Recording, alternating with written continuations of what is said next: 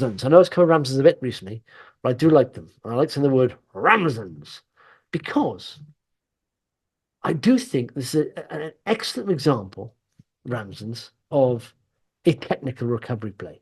And I'll show you why. And I've covered this, by the way, if you just joined this webinar the first time. I've covered this previously. But if we scroll down, Ramsdens is at, it's in blue here, so it means it's just recently updated. There is the interim results. And they've gone from, last week they were number 30, now they're 27 on the list. And if we click in here, every box is green apart from momentum. Now, why is this? And for a long time, if you look at the chart of Ramsdens, for a long time, okay, I've been seeing erratic volume. Let me put the volume on. Where's the vol? Oh, there it is. There we got some big volume there. That's showing us buy. Obviously, results out. It's going to be a big volume here. But you did have today on Ramsdens. There's something suppressing this because it literally rally, and I'll show you the chart. It would rally, and this is why I put lots of. I do own a little bit of this, only a tiny bit. I will buy more once I'm convinced it's going to go up trend. And I see this pretty much. As you can see there, I've got a lot of lines on here. But if you look at the 2-day moving average, failed to break here, come down, failed to break here, and now it's failing to break it here. I think if it convincingly closes above that, maybe there's another session above that, then we're back into an uptrend. And especially if it closes above, 207. And in fact, it hasn't closed above 205 for a while. So, and that's, the 2-day moving average is at 204. I think it's a cracking little business. I mean, you can look in the intricacies of 4 different parts of the business pretty much. They are, pawnbroker, FX, currency exchange, precious metals, and second-hand jewelry. Right? But we can see here pretty much a lot of green on the screen. Target price 290, 198 share, upside 46%. They give it market cap 62 million, 57 million. It's in the green. That means more cash than debt. Net enterprise value per share is 151. A decent volume there.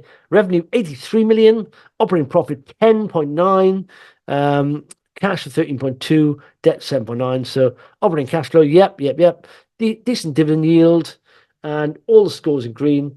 Now, see here, they've still double-digit growth, but it has dropped to 12. 12% growth from last year. It's fine, 27%. But what I quite like about this is that they're rolling out these stores. They're rolling out 10, 9, 10, 12 stores a year. And very much, when you get that stage where you know what you're doing, you're rolling these stores out, and the mechanics of doing this is almost like that cliche of cookie cutter. They know which towns are big enough for them, which will suffice them. So I think to them it's a very efficient operation, and they can continue doing that. And there are 167 stores. I remember Peter, the CEO, talking recently, said we're pretty get to 330 stores. Look at the size of towns and the countries, and so I can just see this happening, continuing. And like I said, precious metals done well recently. Operating cash flow has got nicely, and free cash flow, which is, of course, some people say that's all that matters. They want revenue, but they do, even that, they pay a chunky dividend, like I say, and they're still doing that. So the value is very good. Price book 5 times EBITDA, and so it's all good. And price sales come down. PE's up a little bit. It goes up and down. The brokers sees cash going back up. I mean, this wages have gone up, of course, because cost of living growth. We're not what's it called the living wage. That's it. I need a wage to live. So all healthy. The efficiency is good, margin is good, all good. It's one of these companies. I think it's being sold down into. And if you look here, holdings company. This was the 5th of June. Which was today, and this was close asset management, and this is what's suppressing the price, pretty much. So they've gone from 10.9, they've sold 1 percentage point last year, they're probably still selling. That's the reason why it isn't going anywhere. And that is an opportunity, isn't it? So you can say, why not just jump in now? And once they stop, they go.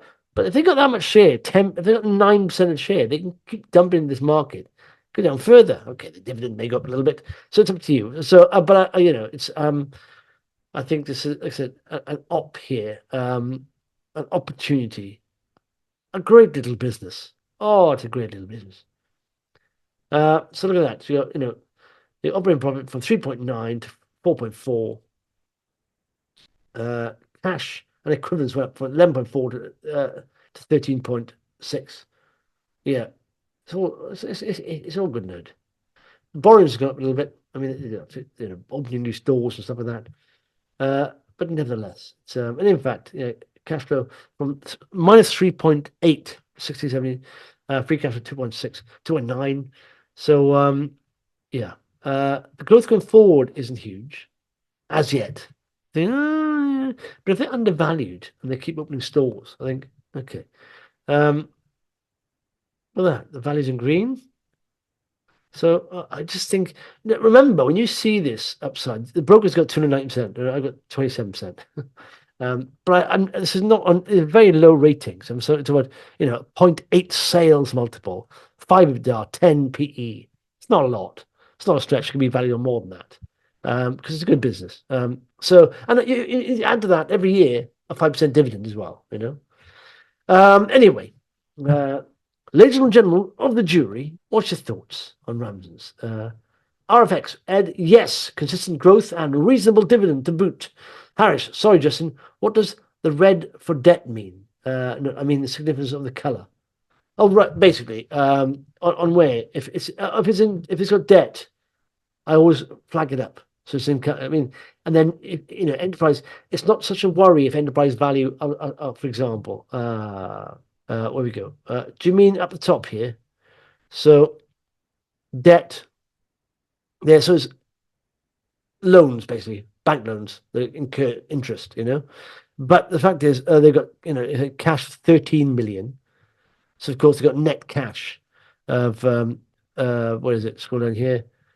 So if you take the debt off the cash, pretty much, you got net cash of 5 million still, so it's fine. But if you're looking at the health of this, and you say, okay, in fact, it's this side, isn't it? They got net, what is it? Net cash of 3.7, pretty much. Okay, so, but it's fine because like I said, the current ratio is fine. The current, assets cover the current liabilities. The gross gearing is 21%. Is not a problem there. Health-wise. But anyway, okay. Mick, I'm put off with Ramsdens because my local outlet always has shifty-looking people hanging around outside it. Train spotter type people. Well, yeah, but Mick, they're not the board of directors. If they were the directors, they should worry. But of course, I suppose, that you're going to get some of those people because they're pawnbrokers as well. People go in there selling stuff for skint and stuff. Brian, RFX, yes. Harris, I got it in 185 days. So yes. Okay. Yeah, I think it's going to, I think it's one of the things, hold on for years. I think it will get, I think it will slowly build for years. It's never going to go through the ceiling crazy. But I think in my mind, it's a safe play, generating cash, paying a nice dividend, rolling out these stores in a pre-planned, routine way. They know what they're doing. So Phil says, good for the watch list. And wait for the break. Yeah, it's. I think that maybe. Like I said, I do own a little bit, not a huge amount, but yeah, I'll just see what's going on with that seller.